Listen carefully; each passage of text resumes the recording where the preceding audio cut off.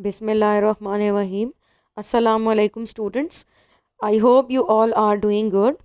Welcome to your biology session number 2. We are studying chapter number 9, transport. In today's lecture we are going to study about blood, its composition, its disorders and the different blood group systems. Now for the introduction. The simpler organisms like the invertebrates have an open circulatory system for the transportation of materials, but in the higher animals like the humans, and they have closed circulatory system for transportation in which the blood never leaves the network of capillaries, veins and arteries. The transport of materials in humans is performed by two well coordinated systems, that are blood circulatory system and the lymphatic system. The main components of human circulatory system are blood, heart and blood vessels. Now blood is a specialized body fluid or a connective tissue that is primarily composed of plasma, 55% by volume, and the remaining 45% comprises of blood cells. Plasma can be separated from the blood in a way that it is taken from the artery and is mixed with an anticoagulant to stop the blood clotting. Now, after 5 minutes, the plasma separates from the blood cells, which settles down. The remainder is called the serum. Blood plasma is primarily water, protein, and salts metabolites are also dissolved in plasma. Water comprises of 90 to 92%. The remaining 8 to 10% comprises of the dissolved substances. Salts contain 0.9% and proteins are 7 to 9%. Salts that are present in the blood are mostly sodium chloride and the bicarbonates present in considerable amounts. Proteins in the plasma are the antibodies, fibrinogen and albumin, etc. The second component is the blood cells, which includes the red blood cells, also known as erythrocytes, white blood cells, also known as leukocytes, and platelets, also known as thrombocytes. Red blood cells are numerously found in the blood. In mammals, when RBC mature, its nucleus is lost. After the loss of nucleus, red blood cells enters into the blood streams. They lack nucleus, therefore they are also called as the anucleated cells. 95% of the cytoplasm is filled with hemoglobin, which is a very important component as it is involved in the transport of oxygen and small amount of carbon dioxide as well. The red blood cells, structure wise, you can see over here, they are biconcave and have the elastic membrane. The average lifespan of the red blood cell is about 4 months or 120 days, after which they break down in liver and spleen by the process of phagocytosis. White blood cells are colorless as they do not contain any pigment, hence named as leukocytes. The most important function performed by the white blood cell is that it provides the defense system in our body. White blood cells are divided into different categories. The main two categories are granulocytes and agranulocytes. Granulocytes have granular cytoplasm. They are of three types: neutrophils that destroy small particles by phagocytosis, eosinophils breaks inflammatory substances and kill parasites, basophils which prevents blood clotting. The second category is agranulocytes. Agranulocytes have clear cytoplasm. They include the monocytes, which produce macrophages to engulf the germs. Second type is the B and T lymphocytes, which produce antibodies and kill germs. Platelets. Platelets are the third type of the cells found in the blood. They are actually not the cells but fragments of large cells of bone marrow, also known as the megakaryocyte. The important function performed by the platelets is that they help in blood clotting. The average lifespan of a blood platelet is about 7 to 8 days.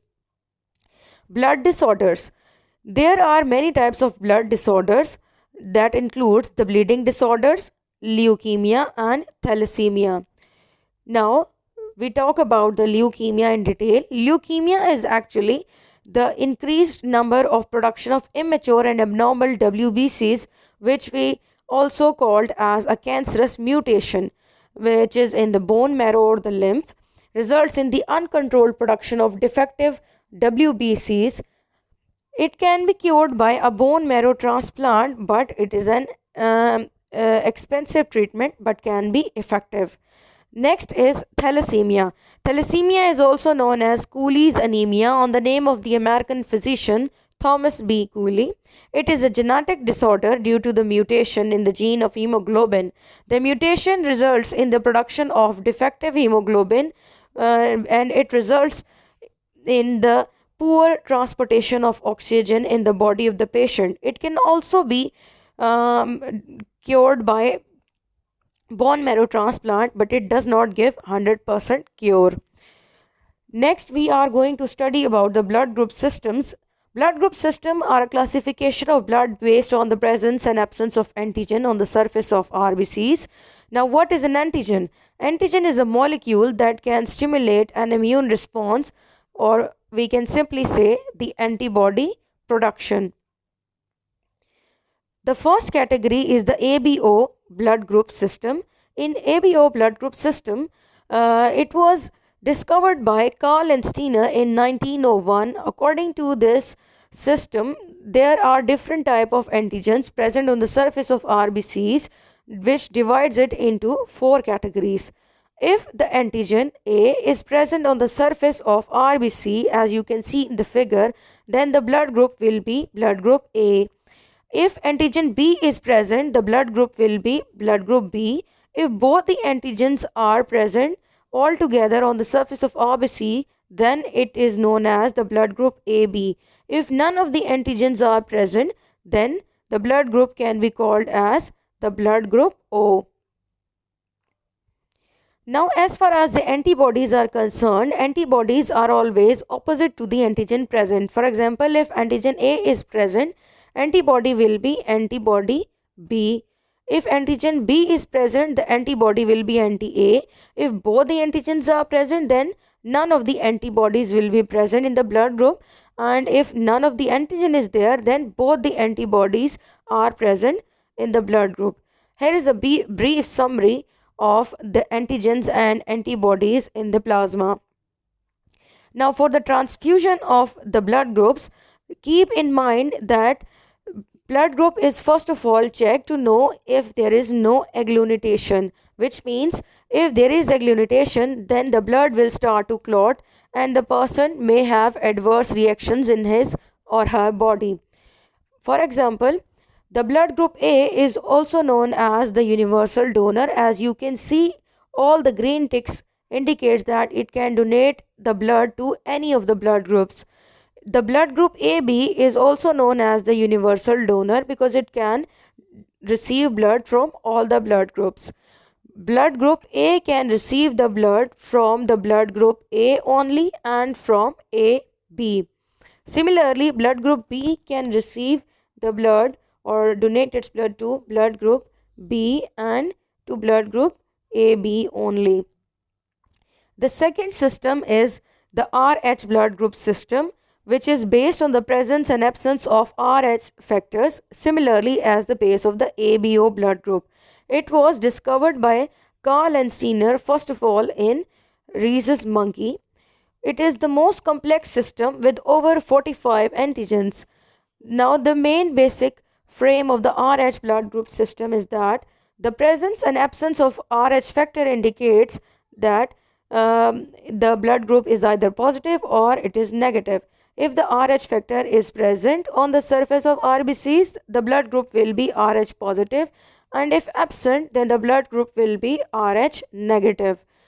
Now, as far as the transfusions are concerned, the transfusions are a little bit different as compared to the ABO blood group system.